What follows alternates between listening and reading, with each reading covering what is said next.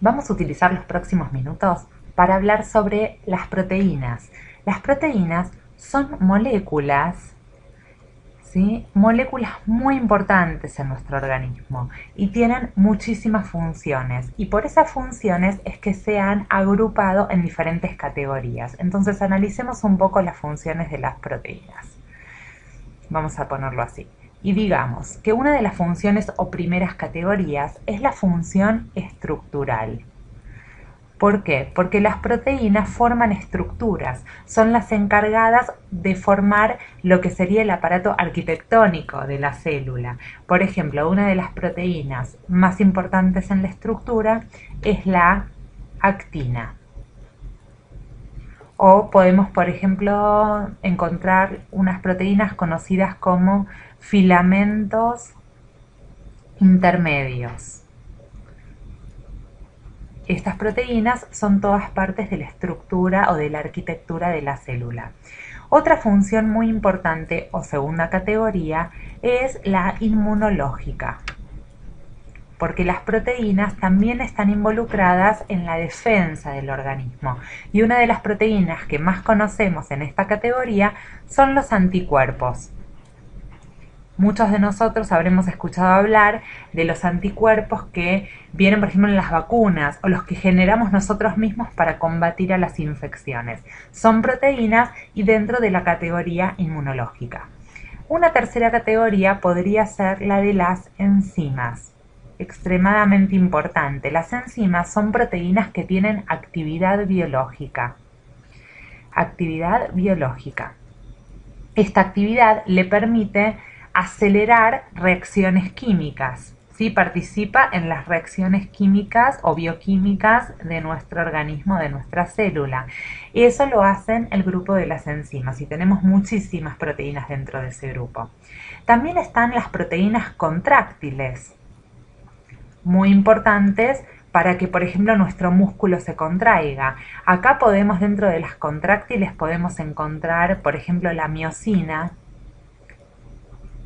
La miosina es una proteína del músculo que participa en el proceso de la contracción. Esta figura que tenemos acá es un esquema, por ejemplo, de la miosina. Y después hay muchas otras categorías. Una que me parece por ahí muy importante de no dejarla fuera es la otra forma de hacer protección, que no es la inmunológica, la protección que es como mecanismo de barrera. Y dentro de esta categoría, por ejemplo, vamos a encontrar una proteína muy conocida que se llama fibrinógeno. Fibrinógeno. El fibrinógeno participa en la formación de la placa de fibrina, ¿sí? La fibrina es en los procesos donde uno se lastima o hay heridas, y se forma una capa para que no haya que uno no se desangre, ¿sí? Que uno pueda cicatrizar esa herida, y eso está en función de esta proteína que se llama fibrinógeno. Entonces, lo que entendemos es que las proteínas son moléculas que participan en tantas cosas dentro de la célula y que le vamos a prestar una especial importancia. Pero antes de seguir hablando de funciones y no aburrirlos con eso, vamos a ir a hablar sobre cómo están formadas las proteínas. Y para eso me voy a ir acá abajo, donde tengo dibujado una estructura llamada aminoácido. Aminoácido. Aminoácido. ¿Por qué lo tengo acá dibujado? Porque las proteínas están formadas por cadenas lineales de estos aminoácidos. Una proteína va a estar formada, como lo estoy dibujando, por aminoácidos uno ligados a los otros en forma lineal. Esto es una proteína. El aminoácido número 1, el número 2, número 3, 4 y así hasta, por ejemplo, el aminoácido 50. Hay proteínas que tendrán 50 aminoácidos, hay otras que tendrán 200, 300, hay otras proteínas pequeñas que tendrán 15 aminoácidos. Pero todas las proteínas están formadas por uniones lineales de aminoácidos. Veamos la estructura de un aminoácido solito, que es este que está acá. El aminoácido está compuesto por un grupo, que es este de acá, con un nitrógeno y dos hidrógenos, que se llama el grupo amino. Y se escribe así. NH2. ¿Ven? El nitrógeno y los dos hidrógenos. Y esta parte de la molécula se la conoce como el grupo carboxilo. Carboxilo, que está formado por un carbono, dos oxígenos y un hidrógeno, el grupo carboxilo. Y en el medio un grupo muy importante que se conoce como cadena lateral. ¿Tenemos un solo aminoácido disponible para formar proteínas? La respuesta es definitivamente no. Existen hasta ahora descubiertos 22 aminoácidos diferentes. Y estos 22 aminoácidos diferentes tienen todos la misma estructura de base, todos tienen un grupo amino, todos tienen el grupo carboxilo. La diferencia está en la cadena lateral, este grupo R que está acá. Cada uno de estos 22 aminoácidos tienen un R diferente. Algunos tendrán grupos laterales con anillos grandes que se conocen como anillos aromáticos, otros tendrán una pequeña cadenita con un carbono, ¿sí? Y 3 hidrógenos. Entonces cada uno de estos aminoácidos va a ser diferente. Entonces la pregunta del millón es, ¿cómo puedo saber qué aminoácido va en la posición 1, qué aminoácido va en la posición 2, cuál en la 3, cuál en la 4 y así sucesivamente? Esa información está codificada en el ARN. Por eso era tan importante ver el proceso de la transcripción y decir que la molécula de ADN que contiene toda esta información se la pasa o se transcribe en el ARN, y el ARN es el encargado de codificar o de tener el código para saber cuál de los 22 aminoácidos va a ocurrir acá. Y vamos a ver cómo sucede esto. Ese código del ARN para saber qué aminoácido de los 22 colocar en cada posición es un código que se llama código de codones. Y vamos a ver cómo es el código de los codones.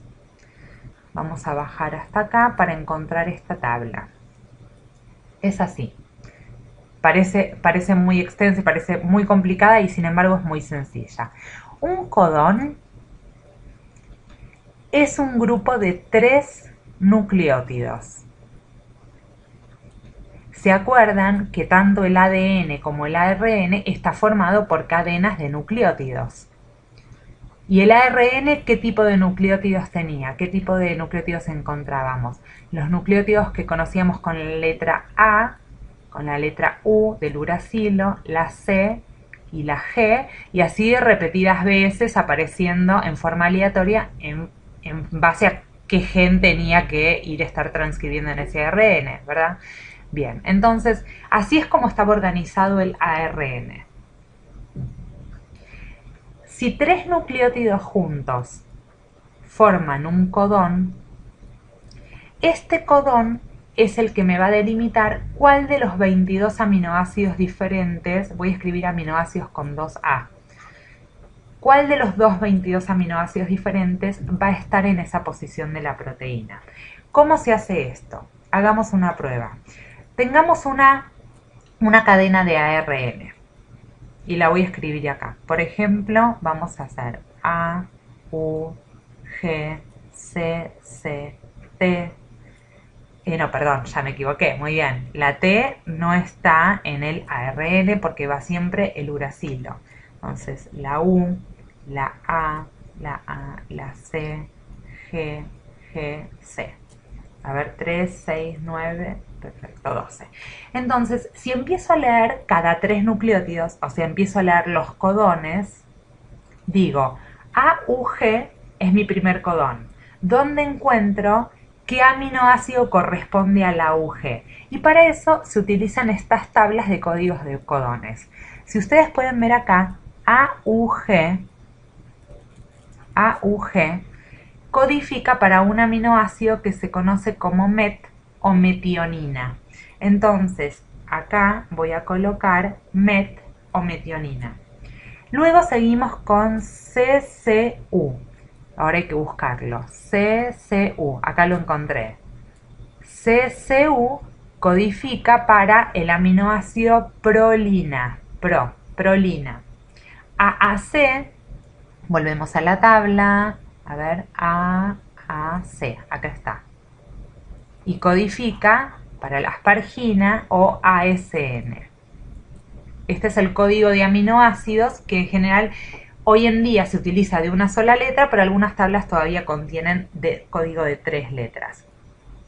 Y GGC, a ver si ya lo encontraron, GGC está acá y codifica para la glicina de 3 letras, se escribe GLI. Con lo cual, yo ya conozco que el primer aminoácido es la metionina, el segundo la prolina, el tercero la aspargina y el cuarto es la glicina.